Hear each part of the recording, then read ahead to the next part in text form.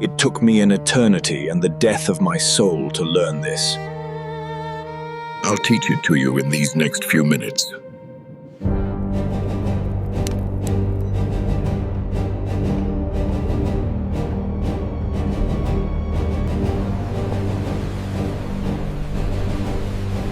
Chapter 1. The Fire Within. The year was 1732. The sky above Larathos, a quiet hill town, nestled in the olive-strewn highlands of northern Greece, burned with the crimson of dusk. Though small in size, Larathos had earned quiet reverence across the region for its lineage of thinkers and orators. Some called it the last echo of the Agora, a place where reason still dared to speak. Beneath the crumbling arches of an abandoned amphitheatre, dozens had gathered, lanterns flickering like fireflies around the stone. At the centre stood Kallion Damaris, tall, lean, and resolute. His silver-threaded robe caught the light like parchment under flame. He was not old, but his words bore the weight of lifetimes. "You wait for kings and priests to bless your future," Kallion said, voice rising with conviction. "But all of you, all of us, carry the fire of Prometheus within, and still you ask permission to live, to be." We are the architects of our own fate, the sculptors of our own souls, for the true fire burns within. A murmur passed through the crowd. Some nodded, inspired. Others whispered disapproval, gripping their prayer beads tighter. "You speak of fire," an older man called. "But fire, without restraint, becomes ruin. You would have every man worship himself." Kallion met the man's eyes without hostility. "No, not worship. No, because a man who knows his own mind cannot be ruled by another's fear." A few in the audience clapped, hesitant at first, then louder. A pair of scholars smiled. A widow's eyes welled with something unspoken, but several men in the back turned away, their faces carved with scorn. The wind shifted, the lamps flickered, the gathering dispersed. Kallion walked alone through the twisting stone lanes of Larathos. The scent of burning olive wood and distant sea breeze danced on the night air. He clutched a worn leather satchel. His notes, his thoughts, his unfinished essays. His stride was calm, until it wasn't. Something shifted behind him, a softness in the silence. A shadow where none should fall. He paused, then walked again, but the feeling did not pass. Another turn, another alley. The old stone walls of Larathos narrowed, pulling him deeper into the town's forgotten spine. He stopped. Slowly, deliberately, he turned, and there, in the space where twilight bled into black, Kallion's eyes widened, his mouth parted. Shock bloomed across his face like frost cracking glass. But he said nothing, because what he saw defied every truth he'd ever spoken.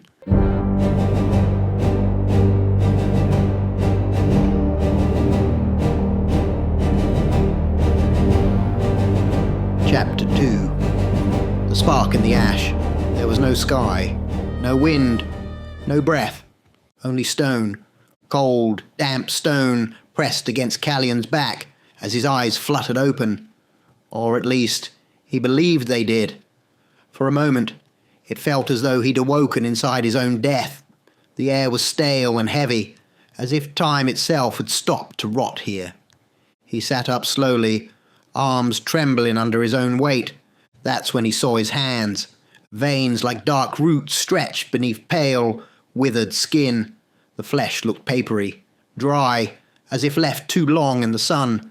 His fingers curled without strength. His chest ached. He reached toward his head and found nothing. No hair, only bone and skin. Panic surged, brief and wild until it was eclipsed by something deeper. A hunger, but not for food, not for water. A hunger older than reason. "Where am I?"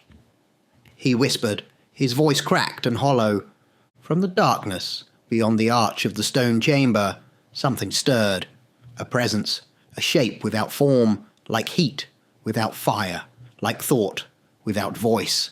Then it spoke, a voice like silk, dragged across a coffin lid. "You are where all beliefs are tested, philosopher."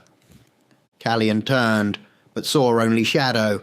No figure, no face, only a slow, crawling cold that filled the corners of the tomb like smoke. "Who are you?" he asked, his voice steadier now. A pause. "I am the silence that waits behind certainty." "The dark that watches the fire you so boldly invoked." Callion's mind reeled. The speech, the amphitheatre, the crowd, the footsteps behind him. His breath caught. "You were there." "I listened," the shadow said.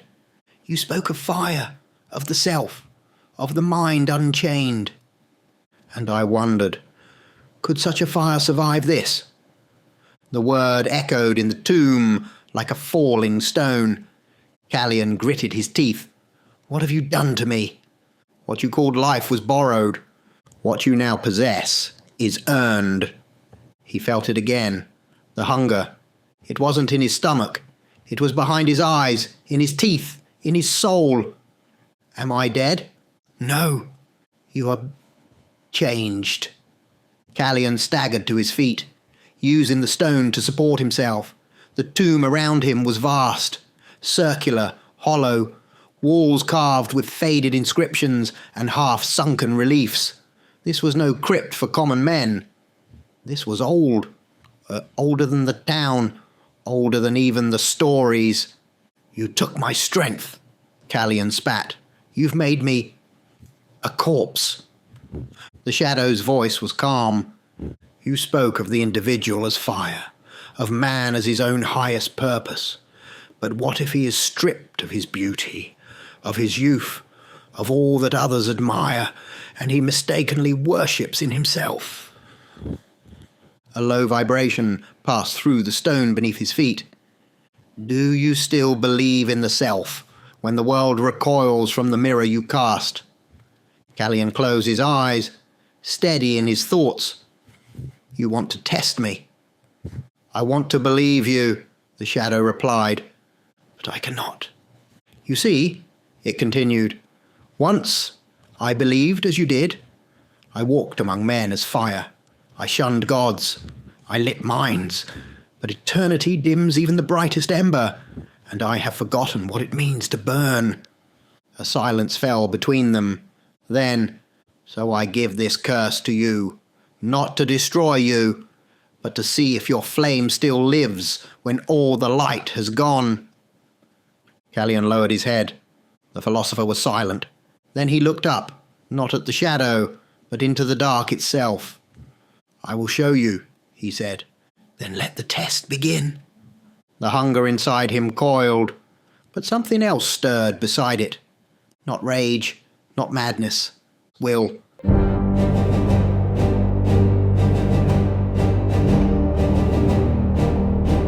Chapter 3. The First Crimson Fall. The night was cold, but Kallion did not feel it. The stars above Larathos glimmered like distant embers, indifferent and unreachable. Moonlight bathed the crumbling alleys in silver, but the darkness between the stones seemed thicker now, more alive. The world had shape, but not warmth. He moved through it like a ghost. No one saw him. No dogs barked. Even the wind felt hesitant around him. His hands trembled, not from weakness, but from restraint. The hunger gnawed at him, not like a man starves for bread, but like a void demanding essence, something sacred. He clenched his jaw, grinding ancient teeth he had not noticed until now. "I will master it," he whispered. His voice was calm, but his body betrayed him. Muscles twitched, skin pulled tight over bone. Every breath brought scent. Every scent became shape, and every shape, every soul, pulsed in his awareness like a beacon. He turned a corner and saw him, a man, young by the look of him, cloaked and walking with the slow, tired gait of one returning from labor. He carried a sack over his shoulder, whistling softly into the dark. Kallion froze. His mind screamed no, but the hunger listened only to the blood. It beat louder than the man's footsteps. It pulsed like drums in Kallion's temples, and then he felt it. The life inside the man. The heat, the crimson, the rhythm. He inhaled sharply, and his eyes dilated, his reason shattered. And the next thing he knew, the man was in his arms, weightless, limp, silent. The alley had gone still. The sack spilled to the ground, olives rolling over the stones like forgotten offerings. Kallion dropped the body without thought. His mouth was wet. His hands trembled. But the hunger was gone.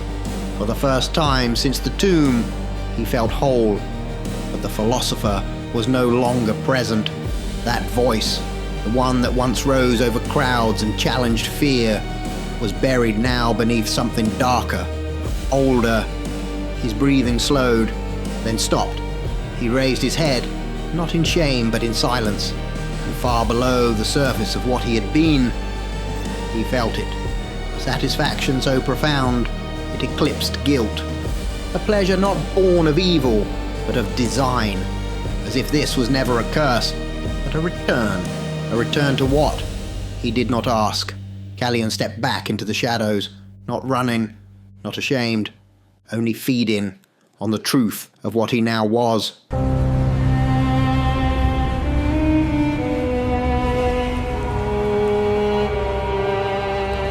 Chapter 4.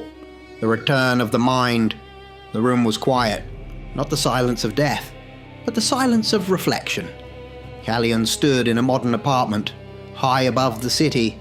The skyline stretched beyond the glass windows, full of cold steel and fluorescent ambitions. Distant sirens wailed like ghosts from another time, but he no longer flinched at such things. He was older now, visibly so. His skin held the faded smoothness of something preserved, not alive. Bald, pale, sharp-eyed. His body wore the years without shame. He faced the mirror, and it looked back. Not just the room behind him, not a trick of lighting or a fleeting shadow. A man, gaunt, focused, still, stared at him from the glass. His reflection. Kallion did not smile. He spoke. "I remember when I first lost it," he said, his voice low, sharpened by time. The image. The man I was. He touched the edge of the mirror with slow fingers. For years, centuries, I fed. I wandered. I existed without thought, without judgment, without choice. I called it survival. But it wasn't. It was surrender. His eyes tightened. You see, the hunger doesn't just strip away your morality. It strips your mind. You stop thinking. You react. And a creature that doesn't think is no longer a man. He stepped back from the mirror, folding his arms behind him. I told others once, long ago, that the fire of man lived inside him, that he needed no king, no priest, no god, only himself, only his reason, only the will to act by his own judgment. He looked around the room. Books lined the walls, not in stacks of forgotten learning, but in precise rows, modern, ancient, all read, all absorbed. But I abandoned that fire. I gave it to the hunger. I let it feed on my will as surely as I fed on the blood of others. And when I did, I vanished. He looked back at the mirror. I saw nothing. The lights above flickered gently. The city hummed outside. But within the walls of that apartment, Kallion's voice remained measured and certain. I see now why so many of my kind cast no reflection. It isn't because they're damned. It's because they've surrendered. No mind, no self, no reflection. He turned toward the camera, or the unseen audience, or perhaps the listener he hoped still existed somewhere in this world. In this age, you don't need to drink blood to become something monstrous. You just have to stop thinking. Let the noise guide you. Let the crowd define you. Let distraction eat your time. Let comfort silence your judgment. And you'll vanish too, he pointed. Not at the viewer, but at the mirror. You'll look into this and see nothing. Then at last his voice softened, not in weakness, but in invitation. But if you're willing to fight, to think, to remember who you are. He nodded once to himself and said, "Give me a few minutes, and I'll explain how I began to see myself once more." Chapter 5. The Lesson. Kallion stood still, the mirror behind him now dim with night. Only the faint pulse of the city outside kept rhythm with his thoughts. His voice had not been raised, but it filled the room like something sacred. Not loud, but final. He moved to the window, watching lives scatter across the streets below. So many lights, so many people, so many shadows. "Maybe no one is listening," he said. "Maybe I speak only to the walls, or to the ghosts I left behind." He paused. "But if you are listening, then hear this." He turned, not to the mirror, not to the past, but to us. "The greatest lie this world ever whispered is that you are incomplete." He stepped closer, slow, deliberate. "That you are a puzzle missing pieces, that something out there, a god, a lover, a title, a movement, must finish the picture of you." He shook his head. "It is a lie, forged in hunger, not the hunger I knew with fangs and blood, but the same shape, the same emptiness." His voice deepened. "There was a time when I believed I was the fire. I preached it to the crowd. That man is not clay to be molded by others, but stone to be carved by his own will. But I forgot." He closed his eyes. "I let the hunger define me. I let it choose for me. I let it decide when I rose and when I killed. And when I did that, I stopped being." He opened his eyes again, sharp and focused. "And when I stopped thinking, I stopped reflecting." He moved back to the mirror now, its surface dim but honest. His voice dropped to a whisper. "You do not see your reflection when you do not know who you are." He stared at it, at himself. "When you follow the crowd, when you drown yourself in comfort and forget to question, when you silence your own voice to echo someone else's, you vanish. You eat what you're told. You believe what you're told. You wear what you're told. You become what they want you to be." He pointed, not to accuse, but to awaken. "And what are you then? A vessel? A puppet? No, a beast." His voice grew firmer now, not angry, but righteous. "The world tells you that selfishness is sin, but look at the ones who lose themselves.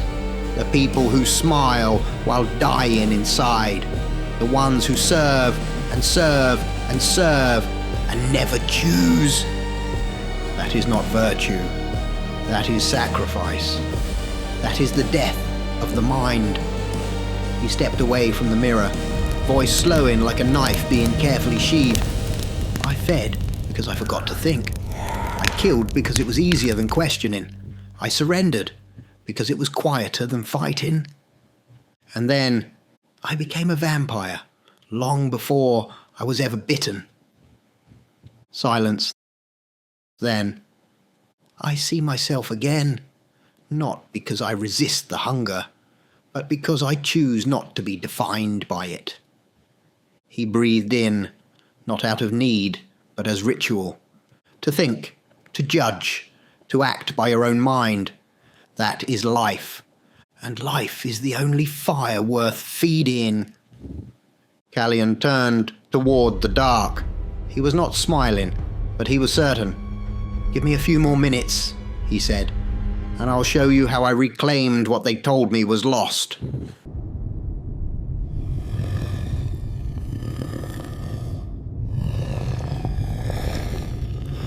Chapter 6. The hunger remains. "I didn't come back all at once." Kallion's voice was quiet, his eyes no longer on the mirror, but on the night. The city pulsed outside. alive and unaware. I wasn't walking one evening and suddenly decided to be me again. No, it was slower than that. Stranger, like trying to remember a song you wrote lifetimes ago. He walked through the room, trailing his fingers along the backs of old chairs, shelves, walls. It started with questions. He stopped by a desk. Sleek, modern, functional. A single notebook lay open. Inside a list of names. Whose voice is that in my head? Why did I kill him and not her? Was that me who made that choice? Or the hunger? His voice lowered. I began to think, not just of my next feed, but of why I had stopped thinking. A beat. I read. I studied. I wrote. I didn't know if I was remembering who I had been, or forging someone new. He looked toward the mirror once again, and then, one night, I passed it. I caught my own eye, just for a moment, like a whisper of the self. I remember standing there, staring into the glass and thinking, I am here, not the hunger, not the beast, me. He closed his eyes, remembering, but I am still cursed. He opened them again, and his gaze was heavier now, more human, more burdened. I still need to feed. He said it without shame, not like a confession, not like guilt, just truth. My nature is different from yours. You sleep, I do not. You breathe, I do not. You age, I remain, and I still need blood. He moved to the corner of the room and picked up a long dark coat, something simple, functional. He draped it over his shoulders like ritual. There are whispers, rumours among the few remaining like me, that some have gone beyond the feed, that a few of the oldest, the ones who've lived so long they've forgotten their names, have transcended the hunger. I tried. A pause. A breath he didn't need. I failed. A flicker of something. Pain crossed his face. So I must still feed. I must still do what I hate. He turned again toward us, the listener, the reader, the one drawn to this reflection. But you... He stepped closer to the mirror, closer to us. You are not cursed. You are not bound by hunger. Not mine. Not theirs. You don't need to feed on likes, on approval, on silence and obedience disguised as peace. You don't need to consume the thoughts of others just to fill the space inside you. You are not immortal, but you are free. He pointed to his chest, to something beneath the skin. You can live with thought. You can choose. And when you do, you will see yourself again. He opened the door. The street below was calling. The city pulsed like a vein beneath his feet. I have to feed now, because I must. But you... His eyes narrowed, not in warning, but in truth. You do it because you won't stop. A final pause, and then, think before you vanish.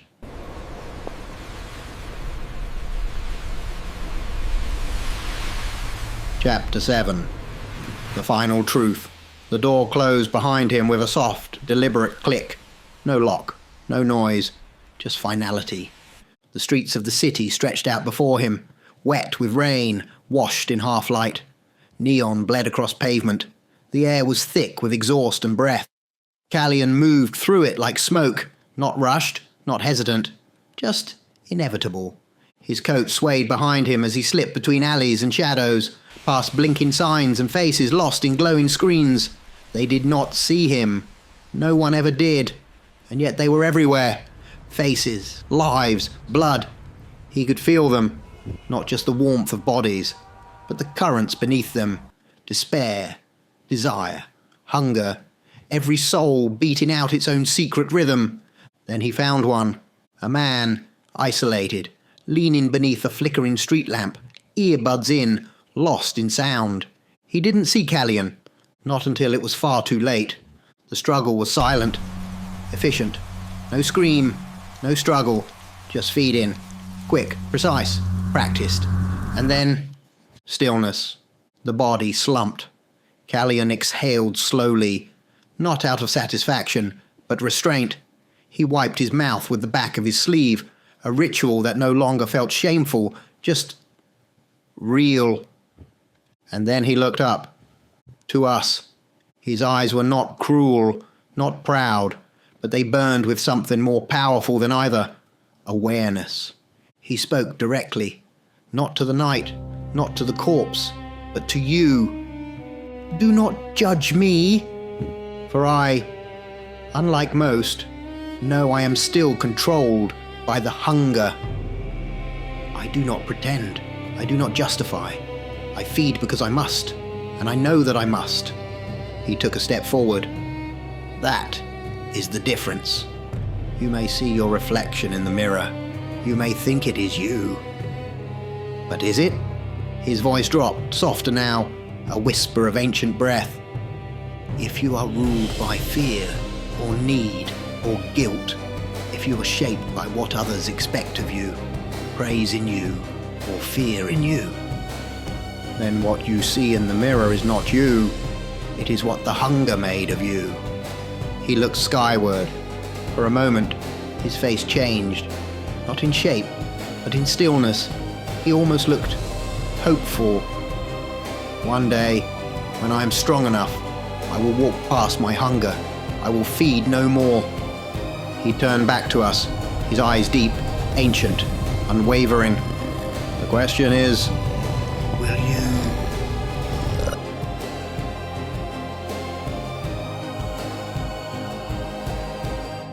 80% of those who wander into this place leave with nothing but a glimpse into the darkness. Many are not ready to walk with me in the shadows, and that's as it should be. This place is not for the many, but if you feel something stirring, if the dark speaks and you listen without fear, then mark your place.